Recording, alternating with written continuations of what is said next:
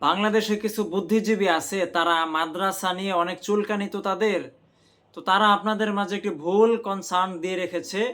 এই ভুল কনসার্ন বা ভুল কনসেপশনের কারণে মানুষ মাদ্রাসা থেকে বিমুখ হচ্ছে, এবং এটাই হচ্ছে ওই সমস্ত কথিত বুদ্ধিজীবীদের টার্গেট। যাই হোক, যে বিষয়টা বলতে চাচ্ছি সেটা হলো যে মাদ্রাসায় নাকি ছাত্রদেরকে, ছোট ছোট ছেলেদেরকে, মেয়েদেরকে জোর করে পাঠানো হয়। এই একটা কথা তারা আপনাদের মাঝে ছড়িয়ে দিচ্ছে যে মাদ্রাসায়, হেফজোখানায়, কিতাব বিভাগে 9-10 বছর বয়সী ছেলেদেরকে, 8 বছর 7 বছর বয়সী ছেলেদেরকে, কিংবা 13-14 বছরের এই ছেলেপেলেদেরকে নাকি জোর করে পাঠানো হচ্ছে। তো জোর করে পাঠানো ঠিক না। জোর করে হাফেজ বানানো, জোর করে মাওলানা বানানো, এগুলো উচিত না। তাহলে জোর করে কি ম্যাজিস্ট্রেট বানানো এটা উচিত? জোর করে ডাক্তার বানানো, পুলিশ বানানো, ইঞ্জিনিয়ার বানানো এটা কি উচিত? আমি প্রশ্ন করছি। জোর করে হুজুর বানানো ঠিক না, তাহলে জোর করে কি খেজুর বানানো এটা ঠিক আছে?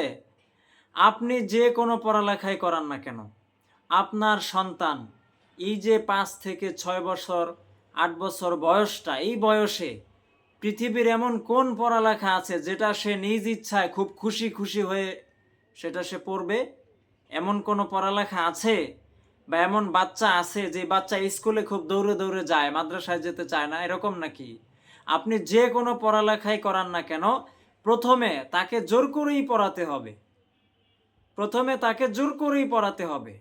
আপনি বাংলা লেখাচ্ছেন, ইংরেজি লেখাচ্ছেন, আপনি বিশ্বাস না হয় আজকে একজন বাচ্চাকে জিজ্ঞাসা করে দেখেন যে বাবু তোমার স্কুলে যেতে মনে চায়? দেখবেন বলবেন না, যেতে মনে চায় না। তাহলে আপনি তো তাকে নিয়ে যাচ্ছেন, এটা কি জোর করে নিয়ে যাওয়া হচ্ছে না?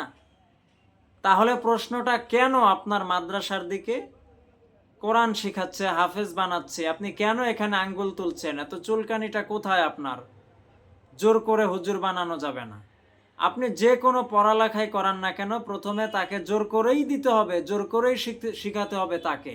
এরপর সে যখন একটা বয়সে আসবে, পড়ালেখা তার মাথায় আসবে, তখন সে নিজ ইচ্ছায় ডিসাইড করতে পারবে, নিজ ইচ্ছায় পড়তে পারবে।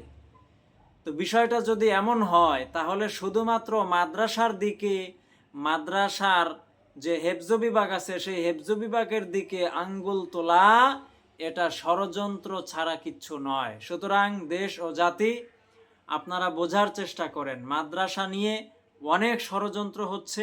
2 দিন পর পর মাদ্রাসা এক একটা আকাম কুকাম ঘটানো হচ্ছে, এবং এখানে লোক রেখে অনেক সময় এগুলো ঘটানো হচ্ছে। এর ডকুমেন্টস আমাদের কাছে আছে, যাতে করে মাদ্রাসার বদনাম হয়। যাই হোক, আশা করি আমার কথাটা আপনারা বুঝতে পেরেছেন। আর ওই সকল বুদ্ধিজীবীদের কাছেও আপনারা যে সমস্ত কথা, এই বিষয় শুনে থাকেন, আশা করি সেই বিষয়টা আপনাদের কাছে খোলাসা হয়েছে যে তারা কেন এগুলো করার চেষ্টা করছে। আসসালামু আলাইকুম।